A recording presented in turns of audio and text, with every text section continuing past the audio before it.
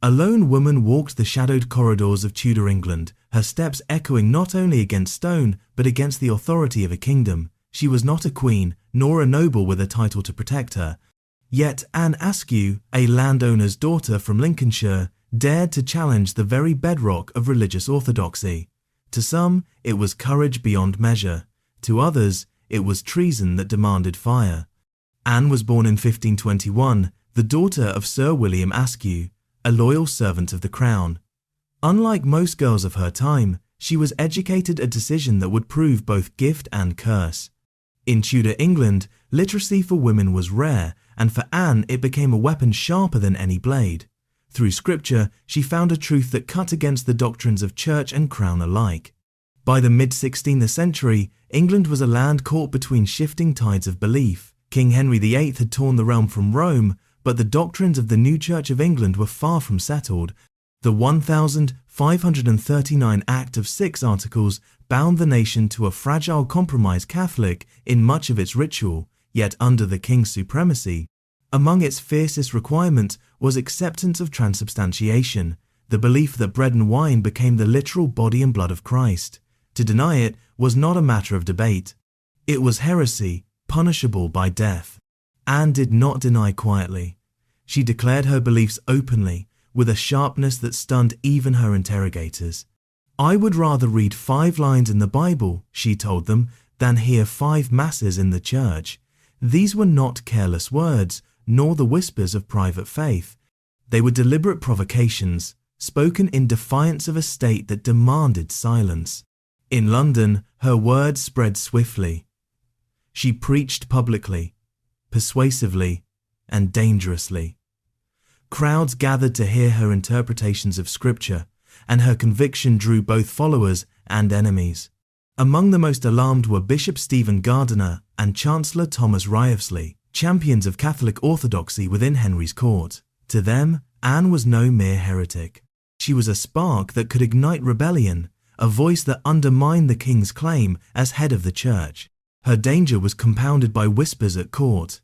Queen Catherine Parr, Henry's last wife, was known for her evangelical sympathies. To some, Anne's defiance seemed to mirror the Queen's own leanings. What if the Queen herself shared these heretical ideas? If Anne could be forced to name Catherine, it would be more than a religious triumph, it would be a political coup. Anne was first arrested, interrogated, and released.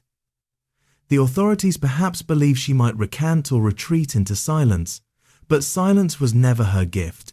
Soon, she was preaching again, more defiantly than before. Her enemies returned, this time determined that she would not escape. By 1546, Anne had been condemned for heresy. By law, her fate was sealed. She should have gone directly to execution. But for Gardiner and Wriothesley, mere condemnation was not enough. They wanted more than her silence. They wanted names.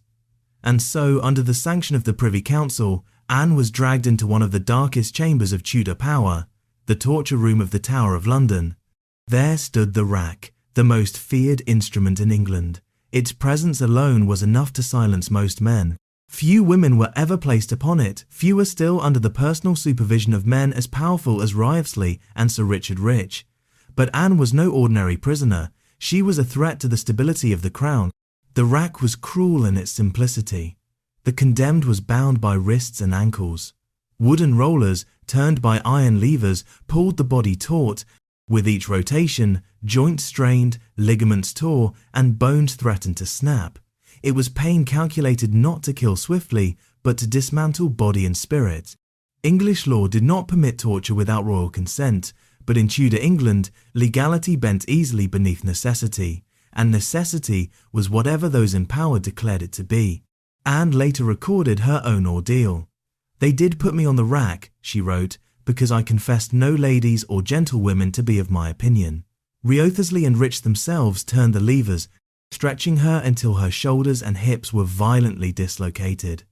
"Until the strength in my arms and legs was completely destroyed," she recalled. Her words were not exaggeration. Witnesses spoke of her being carried from the chamber, her body broken beyond repair. But what must be understood is this: Anne's silence was more dangerous than any confession. By refusing to implicate others, she preserved not only her faith, but the Queen's safety. Her interrogators wanted Catherine Parr's name or the names of influential women close to her. Instead, they received nothing but steadfast refusal. "I had rather to die," Anne later declared, "than to break my faith." The rack had been meant to shatter her into compliance. Instead, it made her immortal. The sight of two of the realm's highest officials torturing a condemned woman scandalized even hardened observers of Tudor cruelty. The body could be broken, but conviction that was beyond their reach. When the levers finally stilled, Anne Askew was a ruin of bone and sinew. She could no longer walk, her limbs mangled beyond recovery. She was carried back to her cell, her flesh battered, her spirit unbent. The court had one last demand to make of her: execution. Yet in her suffering, Anne had already achieved a victory her tormentors could not fathom. She had turned the machinery of Tudor terror against itself, exposing the brutality of a system that cloaked murder in the name of faith. Her body lay crippled within the tower, but the fire awaited her still. July 16th, 1546. The streets of London swelled with onlookers, drawn by the promise of spectacle. At Smithfield, a ground long associated with executions, the crowd gathered, whispering of the woman who had defied both king and church. They knew her name: Anne Askew. The stories of her torture had already seeped into the city like smoke, turning curiosity into grim anticipation. People came not merely to watch a death, but to witness the state's punishment of defiance. Anne could no longer walk. Her body had been torn apart by the rack, her limbs mangled beyond repair. She was carried in a chair, bound and broken, to the wooden stake that waited at the centre of Smithfield. This was not simply execution, it was theatre, a performance of authority in which every detail was meant to terrify. 3 men were condemned beside her that day: John Lascelles, John Hadlam, and John Hemley. They too would burn. Yet it was Anne who commanded the gaze of the multitude, for never before had an Englishwoman been both tortured in the tower and then brought forth to the flames. Her presence, frail yet unyielding, turned her into the unwilling centerpiece of the ritual. She was fastened to the stake with iron chains, her broken frame unable to stand. Some records suggest a small wooden seat or support was rigged to keep her upright, a macabre throne for her final hours. Around her, bundles of seasoned wood were stacked high, ready to blaze into the inferno that Tudor law reserved for heretics. Before the fire was lit, Bishop Nicholas Shaxton, himself once a Protestant but now a man returned to Catholic orthodoxy, was sent to preach at her execution. His task was to persuade her to recant, to beg forgiveness, to surrender her faith for life. But Anne, even as her body failed her, would not yield. Eyewitnesses said she did not answer him, did not move her lips, did not offer him even the courtesy of her voice. Her silence was thunderous. In a world where obedience was measured by words, she gave them none. The authorities had prepared one last mercy, or perhaps one last cruelty. A pouch of gunpowder was tied around her neck, meant to hasten death when the flames reached it. But it could not disguise the horror of the moment. When the torches touched the wood, smoke rose first, curling like a shroud around the condemned. Then the fire caught, crackling into a roar, devouring the bundles beneath her chair. The people of London watched, some in silence, some in prayer, others whispering disbelief. In Tudor England, executions were never private affairs.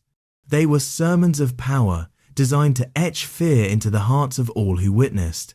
Heretics burned not only for their own souls, but as warnings to every pair of eyes fixed upon the stake. But with Anne Askew, the message faltered. Instead of submission, the crowd saw a woman who refused to bend even in the face of unimaginable torment. Her body perished in the flames. Yet her voice, through her writings, through the accounts preserved by her allies, did not. In the examinations of Anne Askew, her testimony survived, a rare record of a woman's words in an age that sought to erase them. She wrote of faith, of pain, and of her refusal to betray others. After her death, the Protestant martyrologist John Foxy enshrined her story in his Acts and Monuments, better known as Foxy's Book of Martyrs. In his pages, Anne was no longer merely a victim. She was a saint of defiance, burned for the testimony of Jesus. The Crown had sought to make an example of her, but instead she became a rallying cry. Her death fueled the Protestant cause. Her writings passed in secret among reformers, her name spoken in reverence by those who saw her as proof that truth could not be consumed by fire. Her execution also revealed the fragility of Henry's religious settlement. If a single woman's voice could provoke such terror in the corridors of power, what did that say of the kingdom's faith? Her silence under torture, her stillness at the stake, exposed not weakness but strength. The state could mutilate flesh, but it could not command belief. Smithfield itself became haunted ground. Countless others would follow her into its flames, but Anne Askew's death lingered. For she was not just another heretic. She was the first Englishwoman to be tortured in the Tower and burned at the stake, her body broken, her conviction whole. Her story forces us to confront the brutal paradox of Tudor justice, that violence, meant to crush dissent, often forged martyrs instead.